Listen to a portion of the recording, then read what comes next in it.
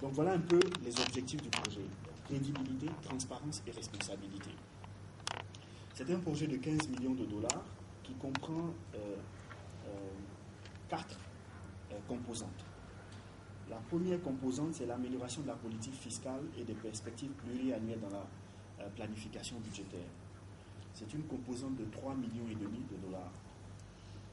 L'objectif de cette composante, comme je l'expliquais tantôt, c'est dans un premier temps de s'assurer que les ministères clés ont des lettres de politique sectorielle, donc dans lesquelles elles définissent les objectifs du secteur, quels sont les résultats que chaque secteur veut atteindre, et qu'à partir de là, on puisse développer donc des programmes à moyen terme, des cadres de dépenses sectorielles à moyen terme dans les différents secteurs. Donc d'appuyer aussi bien la DPN que les ministères sectoriels à développer ces différents outils-là. Il s'agit aussi pour nous de voir dans ce cadre, dans cette composante, quelles sont les incidences des changements qui ont été introduits par l'UEMOA.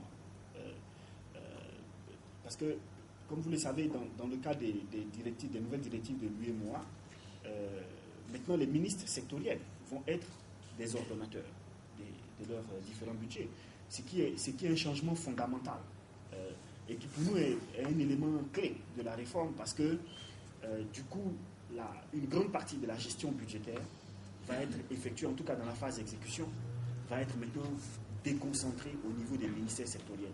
Donc on espère que ça va améliorer un certain nombre de choses, ça va améliorer l'exécution du budget, ça va améliorer donc et accélérer l'exécution du budget, ça va améliorer, ça va donner aussi toute la crédibilité, parce que ça veut dire alors que chaque ministre sectoriel va devoir s'assurer que ce qui a été approuvé, c'est ce qui va être exécuté, puisqu'il aura le contrôle sur en tout cas l'ordonnancement de son budget. Donc l'arbitrage qu'il y avait à l'époque va disparaître. Donc ça va vraiment permettre d'améliorer la façon dont les ressources publiques sont gérées. Donc l'idée, c'est de faire un diagnostic des différents ministères sectoriels, de regarder leurs capacités, de voir est-ce qu'ils sont à même de pouvoir appliquer par exemple la déconcentration de l'ordonnancement. Quelle est l'organisation optimale qu'il faut mettre dans les différents ministères?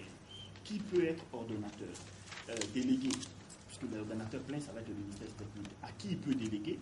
Quels sont les thèmes de référence et les profils de ceux qui peuvent gérer tous ces aspects-là. Donc, on va faire un diagnostic des différents ministères, on va appuyer le diagnostic des différents ministères, et puis permettre donc qu'il y ait un plan qui puisse voir comment renforcer les capacités de ces ministères pour pouvoir absorber ces différentes réformes.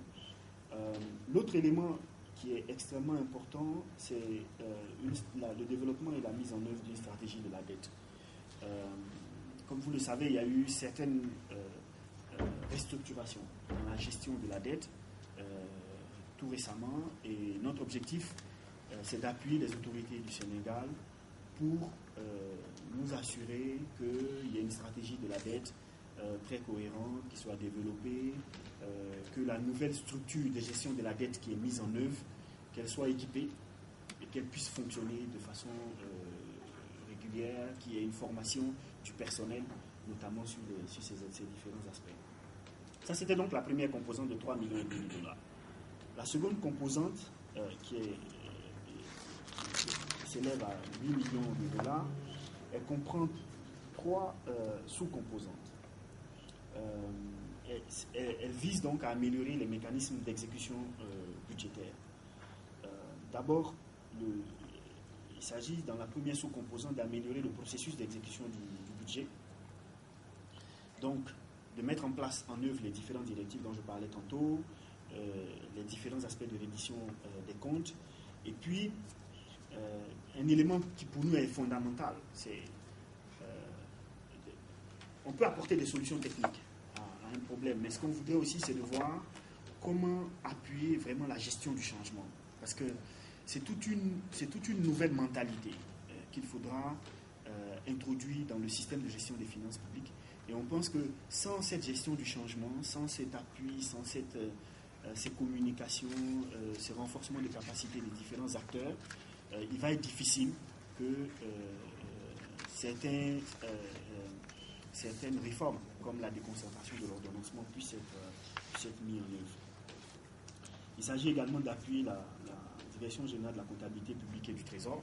Je pense que c'est sur certains aspects, donc certainement vous avez eu des discussions, en tout cas au niveau de la presse il y a quelques années. Je pense notamment à la gestion des opérations et à la centralisation en tout cas de la gestion des opérations des différentes agences qui fonctionnent, de voir comment est-ce que, même si c'est a posteriori, ces différentes opérations de ces agences-là puissent être consolidées au niveau du Trésor, dans la comptabilité générale de l'État. L'autre aspect, la deuxième sous-composante, concerne le système d'information.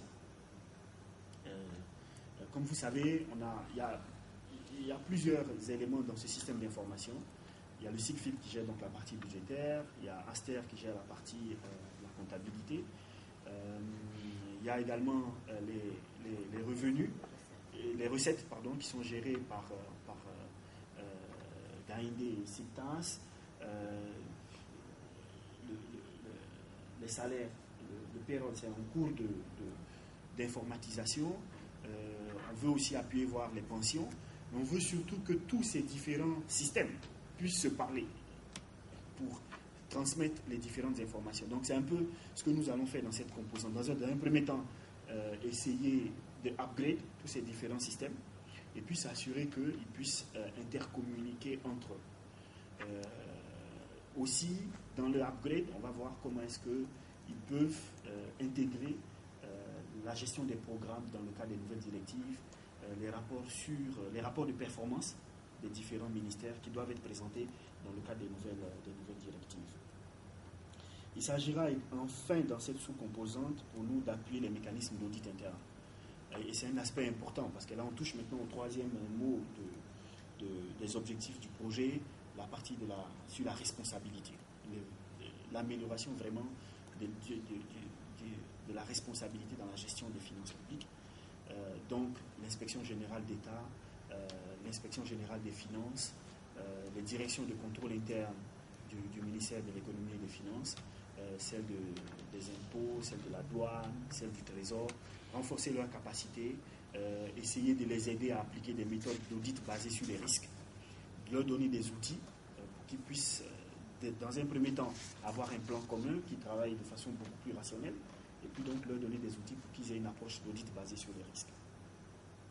La troisième composante, c'est l'amélioration du contrôle externe et parlementaire. Comme je le disais tantôt, nous avons appuyé dans le cadre du Multi-Donor Trust Fund un certain nombre de réformes.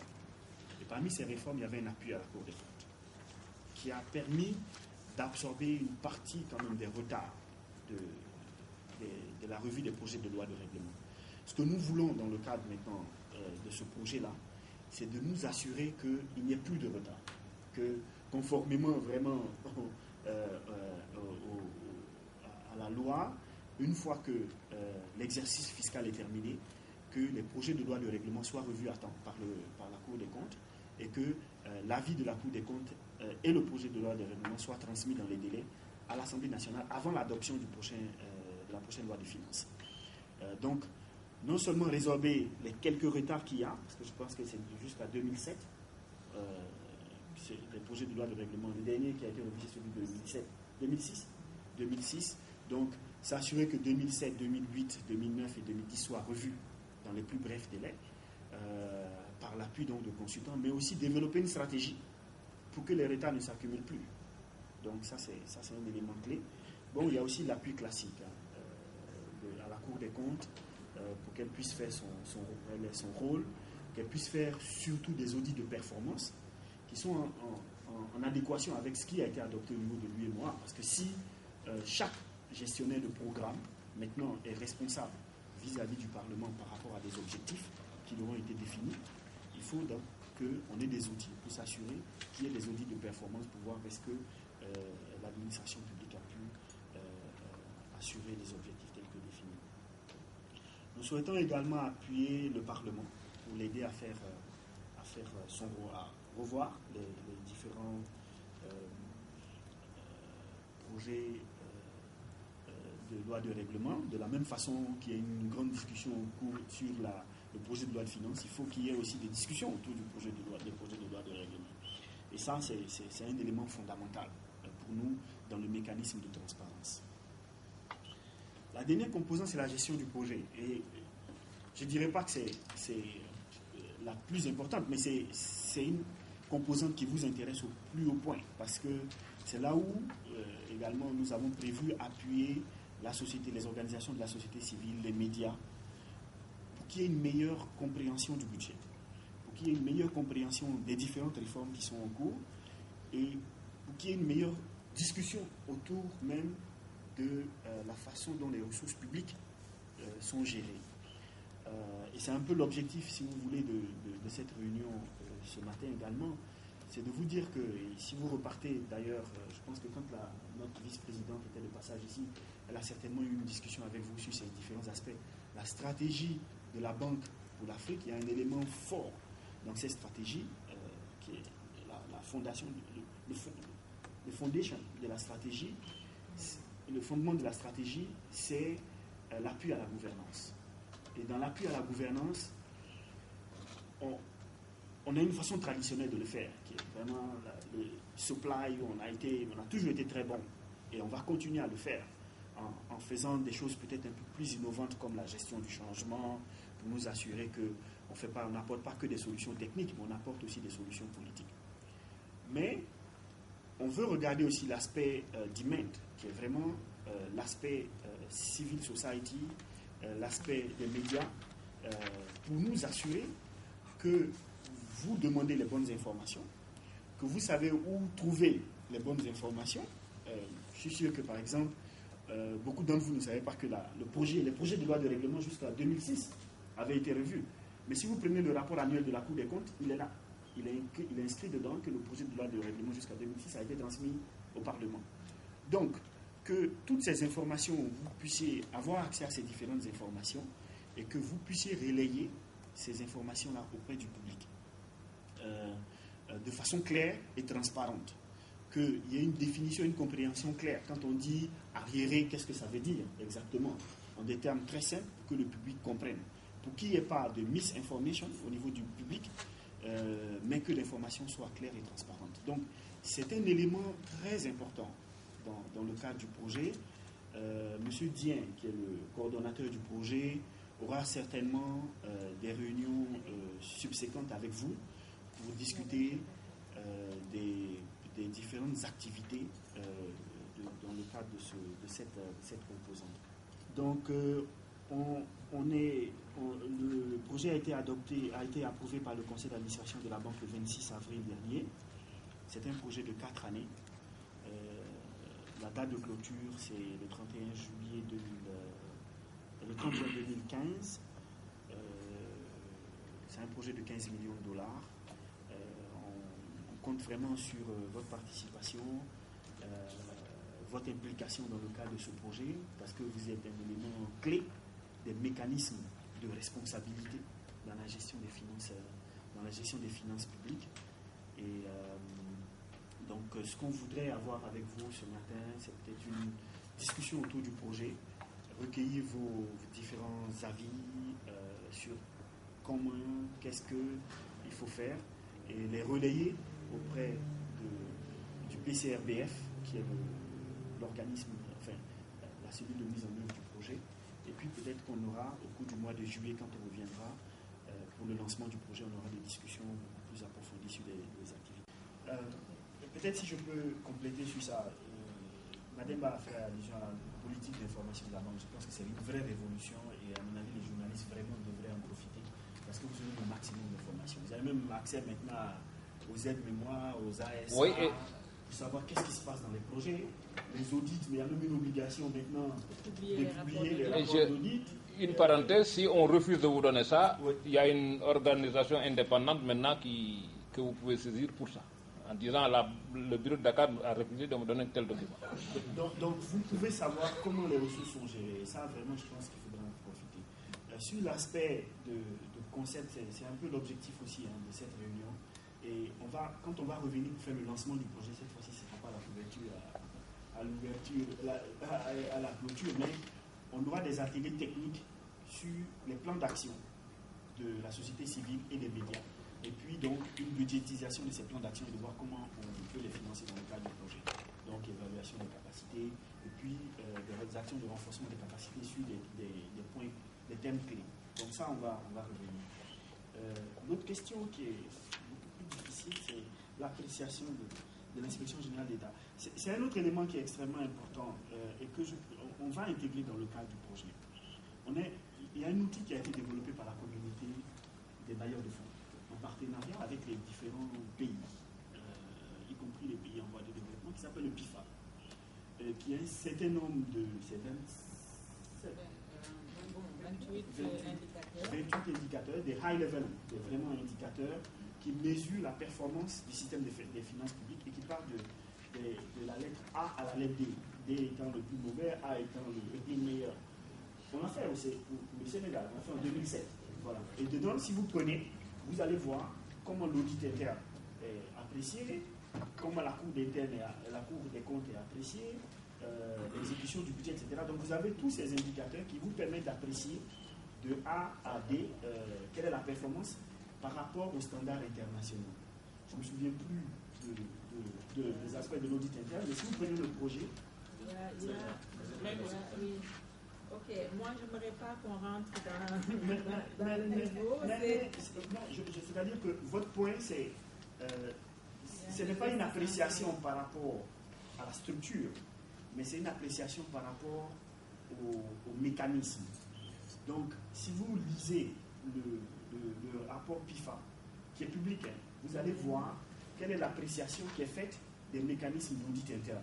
Et dans ce rapport PIFA, un des commentaires, par exemple, c'est un des objectifs du projet, c'est de dire qu'il faut améliorer les systèmes d'audit interne.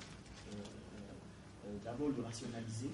Il faut qu'il y ait une approche basée sur les risques qui est définie dans le cadre du projet. Donc, en ce moment, je pense que le score n'est pas très bon. L'objectif, d'ici la fin du projet, c'est d'améliorer le score à minimum C+. C+, bon, nous, on s'est dit, on espère pouvoir même arriver à B, parce qu'on pense que les capacités sont là. Il s'agit juste simplement de voir comment est-ce qu'il faut réorienter les énergies des différentes structures en charge de l'audit interne. Donc je crois que ça, c'est un élément important. Mais je vous encourage à regarder le PIFA. Il y a une mise à jour du PIFA qui est en cours. Et à la fin du projet, on va en refaire. À mid-term review, on va refaire pour voir où on en est. Et à la fin du projet, on va voir comment est-ce qu'on a progressé. Les indicateurs de développement du projet sont tirés des indicateurs PIFA. Il y avait une question sur le contrôle a posteriori. Les risques. Le premier risque, c'est ce que monsieur avait soulevé, qui était la transposition des directives. Ça, c'était un premier risque qu'on avait quand on a eu les discussions en interne. Si les directives ne sont pas adoptées ou si elles ne sont pas adoptées comme il le fallait. Bon, ce qu'on a dit à notre management en interne, c'est qu'il n'y a aucun risque. Enfin, il y a un risque, mais il n'est pas très élevé parce qu'on se dit le Sénégal manque de l'UEMOA. Dans l'UEMOA, un rôle prépondérant, a fait partie des discussions dans l'élaboration des différentes directives. Donc, on espérait, et ça se voit, que ça ne devrait pas poser de véritables problèmes. Le second risque, c'est ce qu'on a discuté ce matin, c'est le changement. C'est-à-dire que l'objectif ultime, c'est de changer la façon dont les ressources publiques sont gérées. Et il y a les aspects techniques, mais il y a aussi le changement de comportement. C'est comment arriver à changer le comportement. Et ça, c'est un risque inhérent dans la gestion même et la mise en œuvre du projet. Bon, on espère que par toutes les différentes actions, on pourra y arriver. Et les médias, pour nous, c'est un pilier vraiment important, les médias, la société civile, pour que cette gestion du changement puisse s'opérer. Le contrôle a posteriori, la RNP, si vous remarquez bien, dans le cas du projet, les marchés ne sont pas inclus dans ce projet spécifique. Ça ne veut pas dire que ce n'est pas important dans la réforme. C'est juste que l'enveloppe de 15 millions de dollars n'inclut pas les marchés. On espère que d'autres bailleurs de fonds, le gouvernement, etc., pourront appuyer la réforme des marchés. Ok. Je ne sais pas s'il y a d'autres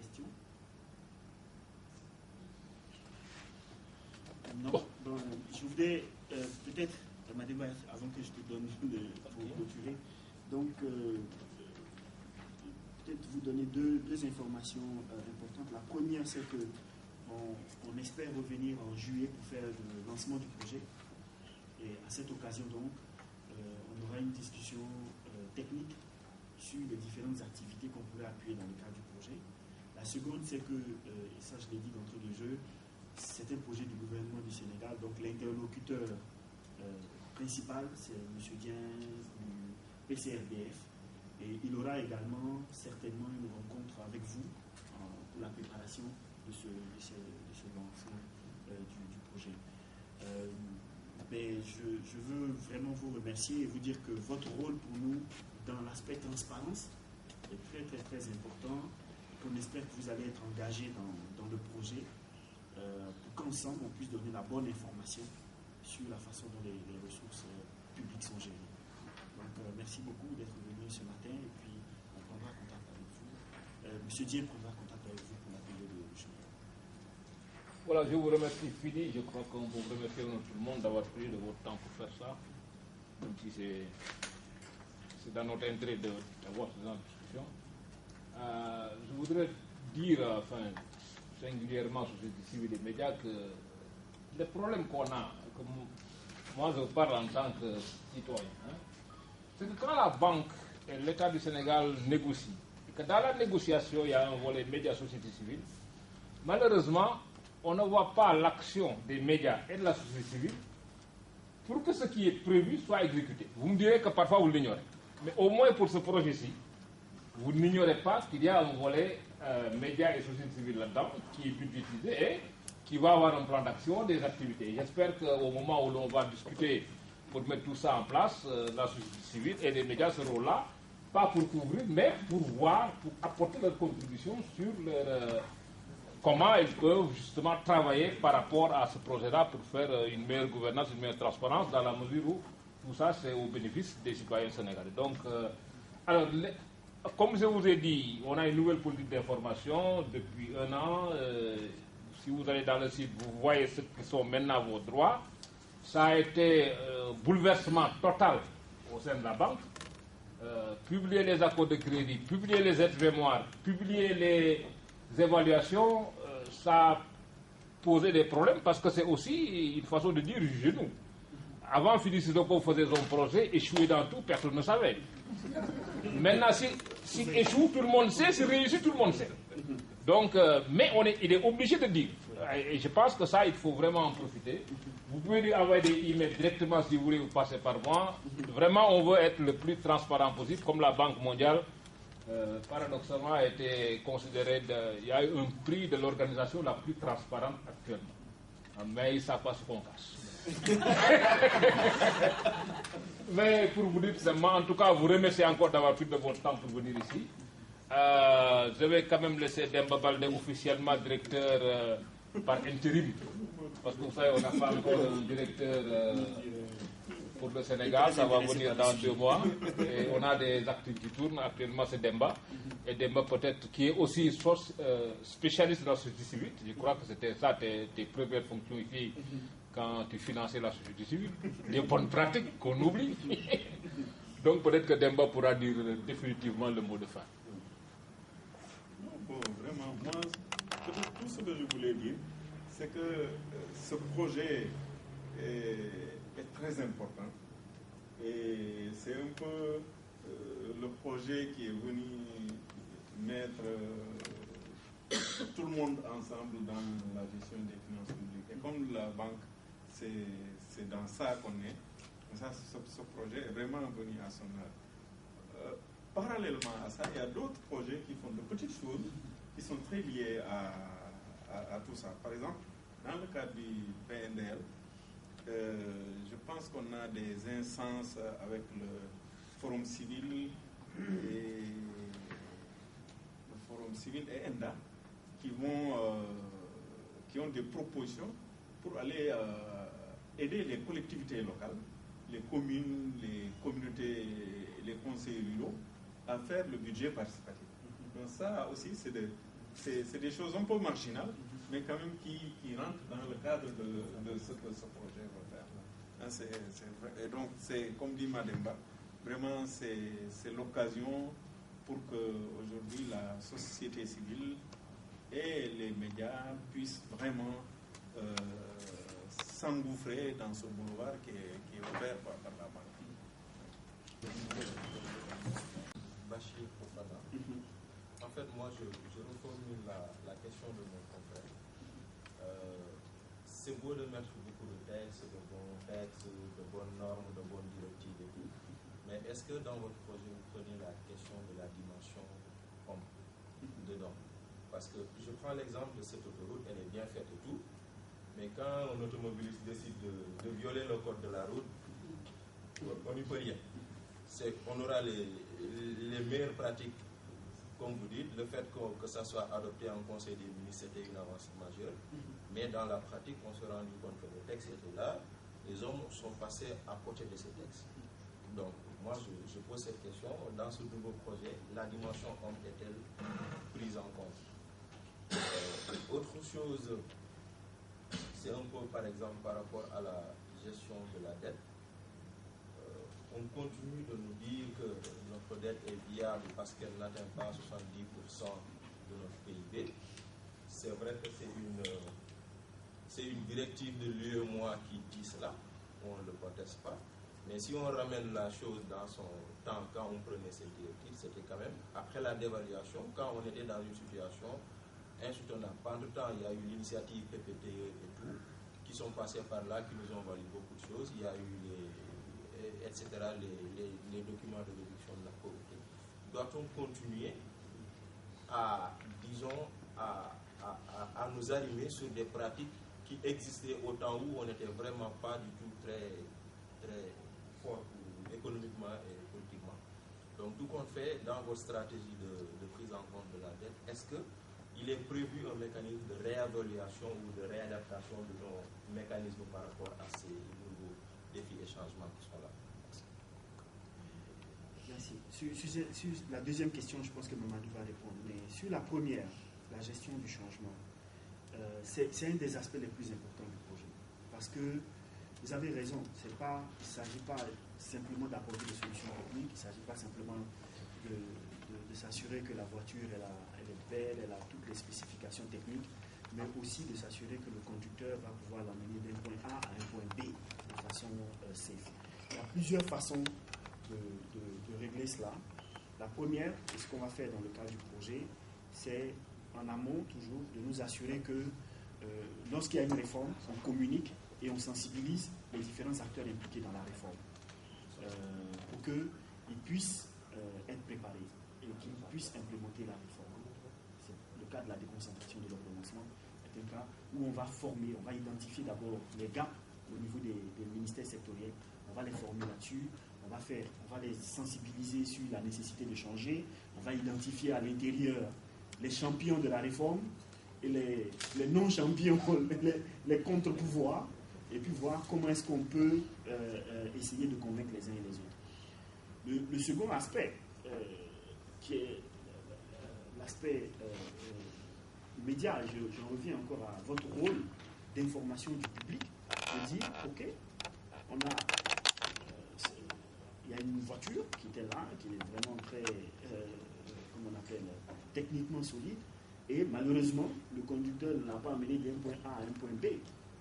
Cette information-là, parce qu'à la fin de la journée, l'ultime, c'est le peuple qui est l'ultime arbitre et qui voit un peu est-ce que les biens et services ont été délivrés. Et c'est ça, hein, le but du jeu des finances publiques, c'est de dépenser pour que les biens et services soient délivrés et qu'en plus, il y ait une création d'emplois, afin que les gens puissent travailler, etc. Donc, à la fin, c'est lui qui va décider si oui ou non les choses se sont passées comme elles le devaient. Mais pour cela, il faut qu'il ait la bonne information. C'est pour ça qu'on essaie d'avoir ces discussions, pour qu'on puisse savoir où trouver l'information, quelle est cette information et qu'elle soit transmise de façon transparente. Parce qu'il faut le reconnaître aussi, souvent, il n'y a pas de bonne compréhension des différents problèmes au niveau des finances publiques. Et donc, souvent, on le dit toujours, hein, quand on lit les journaux, on se demande est-ce que c'est vraiment l'information qu'il fallait. Et peut-être que s'il y avait un effort pour aller vers les différents acteurs, vous aurez eu la bonne information. Donc, ça, c'est un autre élément très important qui va peut-être permettre d'améliorer la gestion du changement dont je parlais tantôt. Mamadou, yes.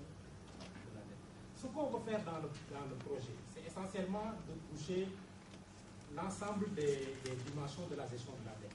Il y a le cadre institutionnel qui est là, qui a eu des modifications, qui doit être amélioré, particulièrement sur l'information, avoir une stratégie de gestion de la dette à moyen terme, disons sur 3 ans, sur lesquels le Parlement est informé a priori. On dit au Parlement que sur les trois prochaines années, voici ce qu'on va contracter comme dette.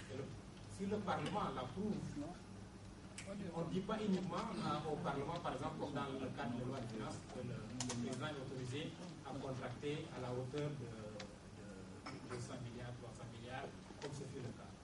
On le donne une stratégie de la dette où il y a des discussions sur les différents risques.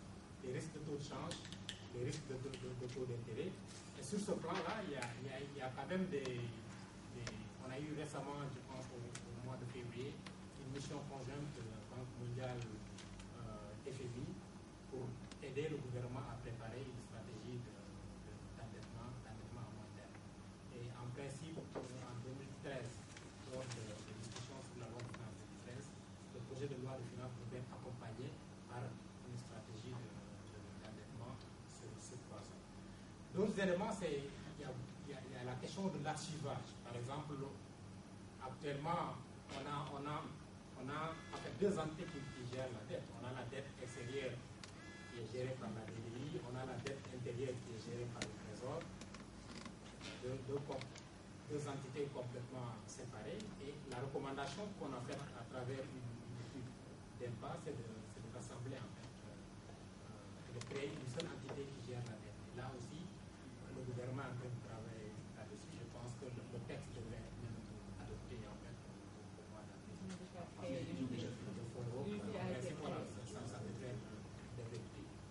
Il y a aussi les questions des ressources humaines, parce que si on regarde au niveau du Trésor, c'est pratiquement 2 ou 3 personnes qui gèrent la dette. Au niveau de la DDI, c'est une équipe très restreinte. Ça aussi, on a besoin de développer les capacités. Et également aussi au niveau des émissions, au sein de, que ce soit au niveau du marché régional que le marché international, bien préparé, bien le planifier, de telle sorte qu'on n'a pas on ne concentre pas les paiements de la dette à des périodes où vraiment la pression sur le budget est relativement forte. Je suis journaliste et je commencerai par faire une petite suggestion pour qu'il y ait des réactions beaucoup plus profondes quand il s'agit de discussions de ce genre-là. Parce que ça serait bien peut-être qu'on puisse recevoir le projet. Qu'on puisse recevoir le projet bien avant ce jour-là pour s'imprégner des différents points pour pouvoir porter des réactions beaucoup plus profondes. Puisqu'il s'agit d'un partenariat avec la part de la société civile, ce serait bien qu'on puisse avoir ces informations pour pouvoir poser les questions qu'il faut et faire des réactions beaucoup plus profondes. Et je prends un exemple concernant les manifestations où on présente de nouvelles dispositions, de nouveaux règlements. C'est juste des demandes de couverture qu'on envoie aux journalistes et on les accepte juste à la cérémonie d'ouverture et puis on leur dit maintenant ce sont aux experts de rester dans la salle et après on voudrait que les journalistes donnent la bonne information de ce qui s'est passé dans la salle, c'est pas possible. Donc pour un bon partenariat avec la presse, je crois qu'à l'avenir, pour des rencontres de ce genre, il faudrait que les journalistes qui s'intéressent un peu à ces sujets-là soient partie prenante carrément de la rencontre, si c'est sur 3 jours, que ces personnes-là puissent assister aux différentes discussions, aux travaux, donner leur point de vue, et c'est comme ça qu'ils pourront savoir ce qui s'est dit, quels sont les dispositifs, et là, ils pourront bien les expliquer à la population. Mais si c'est juste les accueillir à la cérémonie d'ouverture, à la cérémonie de clôture, et espérer qu'ils rendent l'information, ou bien qu'ils aillent chercher l'information là où il faut, ils ne pourront pas le faire. Et j'ai aussi une question, puisqu'il y a un volet transparence, et vous avez parlé un peu du contrôle d'audit interne. Si vous deviez apprécier l'audit interne au Sénégal, quelle appréciation vous avez de l'audit interne? Comment ça se fait avec l'IGE et tout? Et concernant ce projet, est-ce que c'est juste une formation que vous allez faire pour les différentes structures qui s'occupent de l'audit, que ce soit l'IGE, la Cour des comptes et autres, ou bien c'est juste les capacités pour mieux faire leur travail? Merci. Madame Dambélé. Je voulais juste poser deux questions. Je pense qu'une des questions qui a été posée, mais je la repose de deux manières.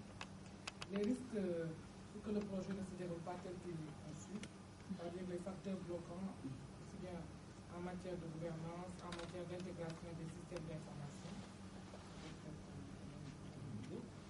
Ensuite, toujours dans le cadre de la transparence, quelle est la part qui pourrait être réservée au contrôle a posteriori, aussi bien au niveau de la commande publique qu'au niveau de l'exécution budgétaire? Le contrôle de l'exécution budgétaire, le contrôle de la commande publique. Quelle est la part qui est réservée dans le cadre du projet? Vous pensez à la structure en parlant du contrôle a posteriori? Je pense à l'ARF par exemple. On voulait entendre.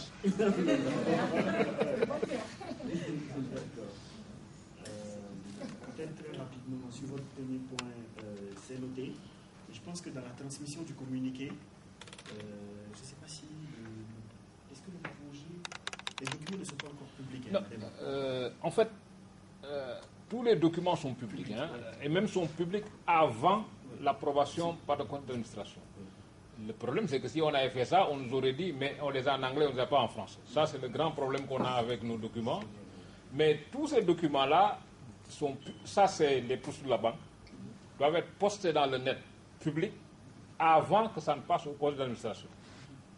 La raison principale, c'est que chaque citoyen a le droit de s'opposer à un accord que le Sénégal signe, en écrivant à la banque et en disant pourquoi on s'oppose à cet accord-là. Et si la raison est valable, on est obligé d'en prendre compte et de renégocier pour, par exemple, l'autoroute. Si les gens disent que si vous faites l'autoroute, vous détruisez un patrimoine culturel, la banque est obligée de demander à l'État du Sénégal de régler cette question-là avant de revenir. Donc, les documents sont postés avant la négociation. J'ai répondu à la question de modification avant adoption au plan national. Comme je l'ai indiqué tantôt, les acteurs techniques du ministère de l'économie et des finances sont partis prenant au processus d'élaboration des directives. Donc en général, la transposition n'est pas très différente, sauf l'aspect que je viens de mentionner, pour lequel nous continuons le dialogue avec le gouvernement. Le focus sur les ministères. L'objectif de l'UEMOA, c'est que ce soit étendu à tous les ministères. Je crois qu'il n'y a pas de restriction, mais c'est à compter de 2017. Et comme c'est un changement assez significatif, ce que nous essayons de faire, c'est d'appuyer le gouvernement pour qu'il y ait une transposition de façon, un pilotage, un piloting de façon progressive. Donc, dans un premier temps, on espère qu'on pourra le faire avec 2 à 5 ministères d'ici 2013, et puis peut-être le temps dans tous les autres départements ministériels. Donc voilà un peu les quelques réponses. Emma, tu veux peut-être ajouter quelque chose? Ok, je vais peut-être compléter certains points. En ce qui concerne l'appui aux parlementaires, la question de Baby, en fait, le projet s'inscrit dans une dynamique d'appui aux réformes, et il y a d'autres bailleurs qui ont eu à prendre en charge d'autres volets. Donc quand on regarde par exemple la commission au niveau du Parlement, il y a quand même pas mal d'appui d'autres bailleurs sur l'aspect préparation du budget. Comment aider les députés à avoir des kits qui leur permettent de bien comprendre le budget, d'être formés sur les objectifs et comment faire en sorte qu'ils puissent voter un budget conforme aux aspirations du peuple. Donc on a pris en compte les ressources actuelles qui sont mises à la disposition par d'autres bailleurs pour s'inscrire dans une dynamique de complémentarité. C'est la raison pour laquelle on s'est dit que comme il y a pas mal de choses qui sont en amont sur la préparation du budget, allons vers le contrôle parlementaire avec les lois de règlement. Donc c'est entre autres une des raisons de se focaliser sur le contrôle parlementaire. Pour ce qui est de la question du forum civil, la commission de l'UEMOA a engagé une campagne de communication. Ils sont par exemple venus à Dakar faire un séminaire pour présenter les directives. Je sais que les journalistes ont couvert cet événement, mais est-ce qu'ils ont été partie prenante dans l'atelier pour pouvoir, eux, comprendre? Je ne pourrais, voilà, mais voilà, moi aussi j'étais là-bas. Donc il y avait cette campagne de communication, mais peut-être que c'est au niveau de l'UEMOA de voir aussi comment on peut prendre en charge cette dimension, de les former sur les changements majeurs que ces nouvelles directives vont apporter pour leur permettre après de comparer avec ce qui se fait dans les pays respectifs.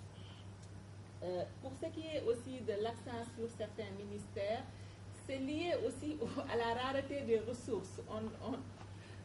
On aurait, si on avait 5 millions de dollars, on allait peut-être couvrir tout d'un seul coup. Compte tenu du fait qu'on n'a pas les ressources qu'on souhaite, on va peut-être faire un ciblage et s'orienter vers les ministères en fait qui exécutent en termes de pourcentage le maximum du budget pour ensuite étendre vers des ministères de dimension moins importante.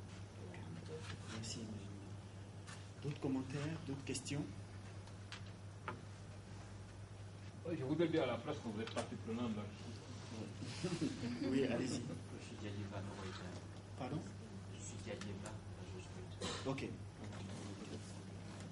Ce projet de 15 millions de dollars. 27 milliards. Est-ce que fondamentalement il y a un autre projet qui va prendre en compte le volet judiciaire? Parce qu'on s'est rendu compte que les auditeurs qui épinglent un certain nombre de responsables dans les ministères, généralement ne font pas très souvent l'objet de poursuites. Est-ce que ce volet judiciaire aussi est pris en compte dans ce projet?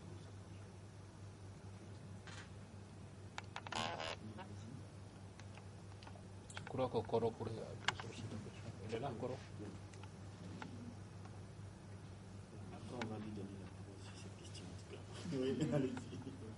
Oui, allez-y. Est-ce que la mise en œuvre de ce projet a un lien direct avec les récents dérapages qui ont été constatés dans, si je me rappelle, 4 ou 5 dernières années? Parce qu'on avait beaucoup parlé de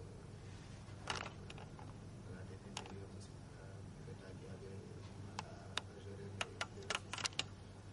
Dans la mise en œuvre de ce projet, vous avez mis l'accent sur les parlementaires pour le contrôle. Ce qu'on constate dans les pays africains, les députés se comportent plus en députés du parti au pouvoir que les députés du peuple. Est-ce que vous avez bon espoir que les députés vont bien sûr se comporter en républicain? Merci. D'autres questions? Sur votre question du volet judiciaire, je pense qu'on a un projet de gouvernance économique qui gère ces différents aspects. Le chargé de projet est là. Peut-être qu'elle pourra nous dire. C'est cool. C'est toi qui es chargé de projet. Elle pourra nous dire peut-être quelques mots là-dessus. Elle est dans l'équipe. Ouais. Ah non, le chargé de projet à Washington, c'est vrai. Voilà. Mais elle est dans l'équipe. C'est un département, donc elle pourra. Le chargé de projet à Washington,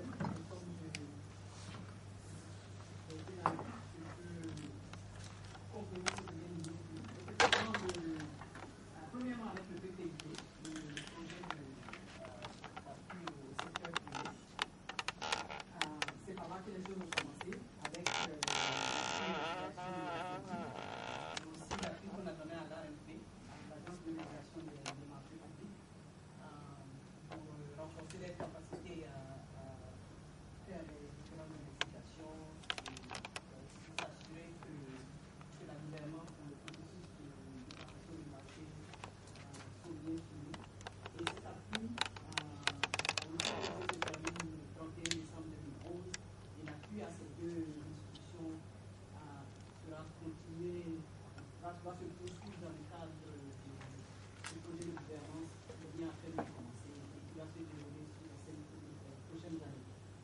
sera le projet de gouvernance qui en fait viendra en complément à ce que fera celui que nous sommes en train de discuter. Merci bien. Le lien avec les difficultés de trésorerie qui ont été constatées en 2008, je dirais pas vraiment, parce que si vous avez, comme vous avez dû le savoir, les autorités ont répondu de façon très bold à ces dérapages.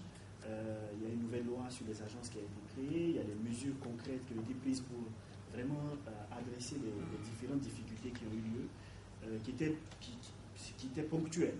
Ce que nous on veut, c'est régler le problème de façon beaucoup plus systémique, en espérant que à la fin du projet, les 3 mots que j'ai indiqués là, crédibilité, transparence et responsabilité, soient dans la façon dont les finances publiques sont gérées. Maintenant, je mettrai juste une petite réserve.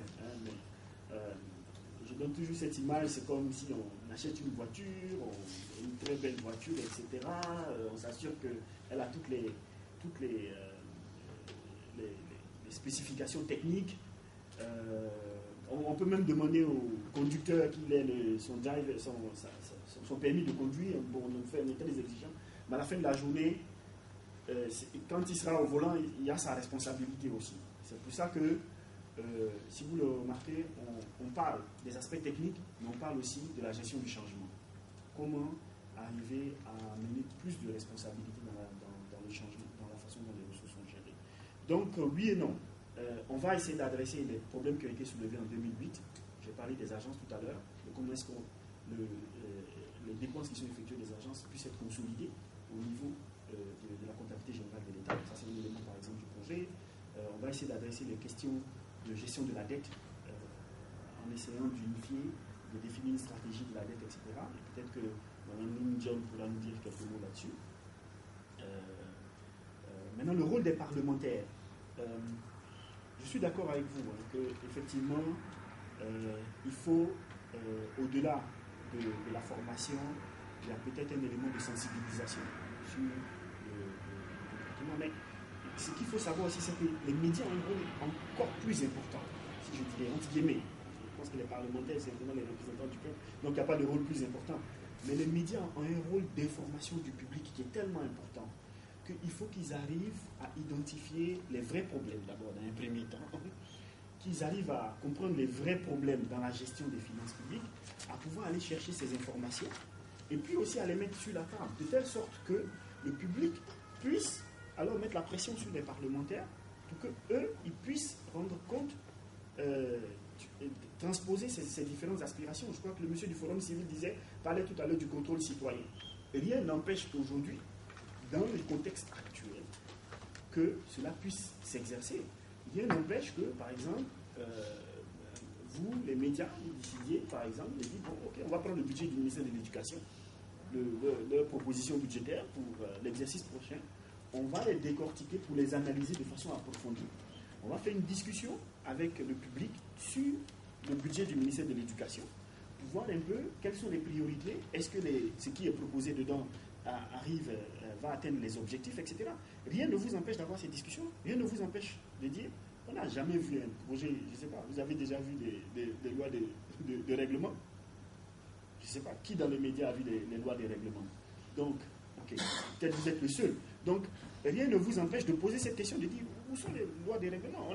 Quand on prépare, tout le monde est informé de voici les propositions. Maintenant, quand on finit d'exécuter, il faut qu'on sache où, qui, comment ça s'est passé, etc. Donc, ce sont ces différentes questions qu'on veut pouvoir discuter avec vous, et puis que vous soyez partie prenante au processus, et que vous renforciez donc la pression, entre guillemets, sur les parlementaires pour pouvoir exercer leur fonction. Donc, voilà un peu les... Oui, si vous pouvez vous identifier. Merci. Je vous pose une question au fur et à mesure que ça vient. Donc, Baïdi Dian, je suis dans un cabinet de conseil en Stadium. J'ai juste deux questions assez rapides. Donc, merci merci déjà pour l'exposé. C'est important qu'il y ait ce genre d'échange et que ce soit élargi aussi bien à la société civile qu'aux médias. Je pense c'est clair qu'ils ont un rôle capital, au moins la mise à disposition d'une information sur le plan financier et puis par rapport à tout ce que peut faire l'État. Alors moi j'ai deux questions très simples. C'est premièrement, vous avez bien précisé au début que c'est un projet du gouvernement du Sénégal. Alors j'ai une question, c'est quel est le degré d'appétence, si on peut noter 1 sur 10, du gouvernement du Sénégal en matière justement d'amélioration de la gestion des finances publiques? Ça c'est une première question. Et la deuxième qui me vient à l'esprit, c'est que dans tout votre exposé, vous avez parlé d'une composante appui aux parlementaires. Je n'ai pas entendu parler de l'appui qu'on peut réserver aux parlementaires eux-mêmes pour qu'ils comprennent ce qu'on leur demande de voter. Donc, est-ce que c'est volontaire ou pas? Merci. D'autres questions?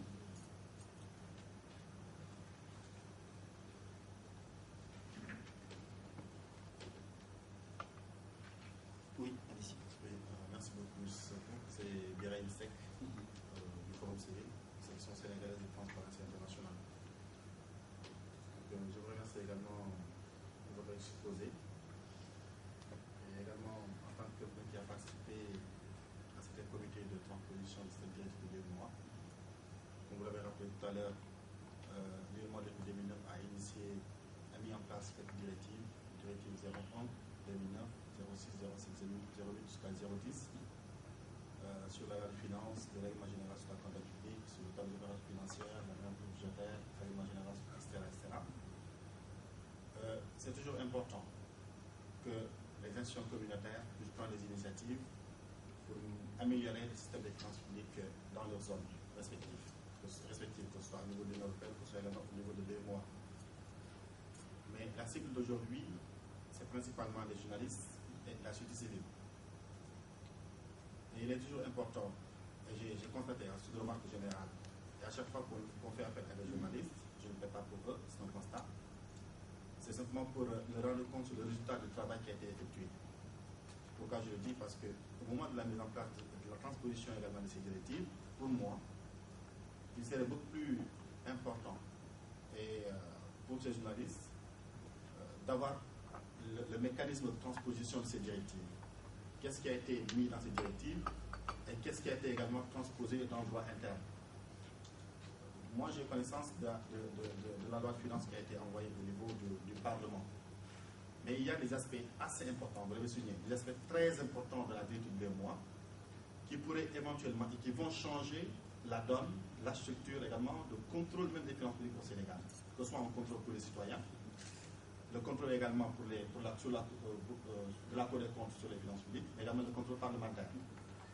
Pour le contrôle également des citoyens, et quand je parle de citoyens, je parle des journalistes, je parle de la société civile de manière générale, il y a un aspect fondamental qui a été imposé, pas imposé, mais qui est une orientation également de la directive de 2 mois, c'est sur la publication des documents pluriannuels, des documents budgétaires pluriannuels, qui doivent faire l'objet d'une publication. Alors, est-ce que cet aspect qui puisse impliquer également les citoyens dans le contrôle des finances publiques a été inclus dans la loi qui a été transmise, dans le projet de loi qui a été transmis au niveau des parlementaires? On ne sait pas. On ne sait pas, parce que c'est un aspect fondamental qui puisse permettre même, avant que les parlementaires aillent en débat de l'orientation budgétaire, le citoyen, le citoyen lambda puisse, sur la page de publication sur Internet ou bien sur notre support, puisse avoir, voici le document qui a été conçu par le gouvernement sur l'orientation budgétaire. Et ça permettra au citoyen lui-même, en lisant le document, qu'il puisse participer, avant le débat de l'orientation budgétaire, qu'il puisse participer également au débat sur l'orientation budgétaire de ces ressources. Là, c'est un aspect fondamental. Donc ici, on n'est pas en mesure de vous dire que cet aspect a été inclus ou non dans le projet de loi qui a été transmis au niveau des parlementaires. Parce que c'est des réformes qui vont révolutionner les finances publiques. Donc, pour moi, il y avait d'abord une nécessité, de façon très renforcée, d'impliquer les journalistes et la société civile de manière générale, pas sur le processus même de transposition, mais sur les directives de 2 mois. Quel est le contenu même de ces directives de 2 mois? Parce qu'il y a différentes échéances. En 2011, on devra aller également vers la transposition de certaines innovations. En décembre également 2006, on devrait également aller vers une transposition également, voire effective, des directives de l'UEMOA. Donc moi, ce que je regrette tout simplement, c'est que, pour l'état actuel, est-ce que, moi pour mon cas, ça ne pose pas de problème, parce que j'ai parti également, mais je me mets dans la peau de ceux qui n'ont pas participé également à cette transposition. Est-ce qu'on serait en mesure de pouvoir défendre le projet comme il faut? Est-ce qu'on a des garanties sur l'effectivité de la transposition des détournements également dans le droit interne? Ce sont mes préoccupations, les préoccupations que j'ai par rapport à cette transposition. Mais de manière générale, là, je suis conscient que les directives de l'UEMOA constituent également une révolution dans la gestion des finances. On constitue une révolution également dans la gestion des finances publiques. Je vous remercie. Ok, merci beaucoup. D'autres questions? Oui. Oui, Colin. J'ai deux questions. Oui. La première est assez simple. Les deux sont simples. Je voulais savoir la cellule qui va s'occuper de la coordination du projet. C'est une cellule qui a été créée sur indépendamment des différents ministères ou si elle est ancrée dans un ministère en particulier. Je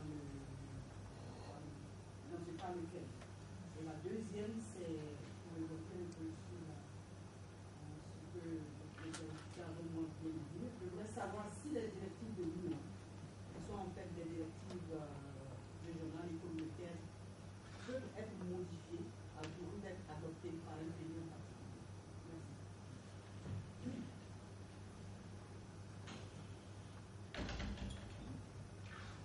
D'autres questions? Oui.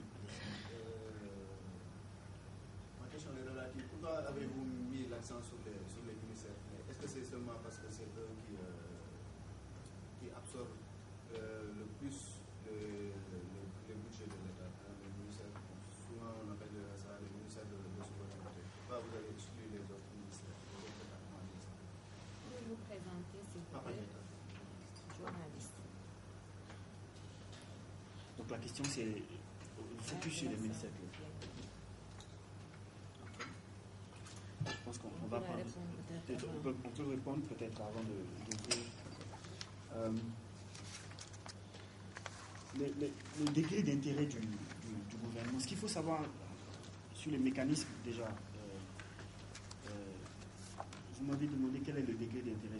Comme je l'ai dit, si vous prenez l'historique, dans un premier temps, en 2003, comme je l'ai précisé, le plan d'action des réformes des finances publiques a été adopté en Conseil des ministres. Ça veut dire que déjà à l'époque, le gouvernement s'était engagé de façon très forte à réformer le système de gestion des finances publiques. Donc il y a vraiment un degré d'appropriation, un degré d'intérêt relativement élevé au niveau du gouvernement. En plus, il y a une cellule donc, qui a été mise en place, le PCRBF, à l'intérieur du ministère de l'économie et des finances, qui est en charge de coordonner les différentes réformes. Donc ça, déjà, à ce niveau-là, vous avez déjà un degré d'intérêt d'appropriation très fort. Au niveau de l'UEMOA, comme vous le savez également, le Sénégal a un rôle relativement important dans la préparation de ces différentes directives. Donc, le gouvernement a été très impliqué dans la préparation de ces différentes directives. Donc, il y a eu une appropriation très forte déjà dans le processus de préparation. Donc, de ce point de vue-là, je pense qu'il n'y a pas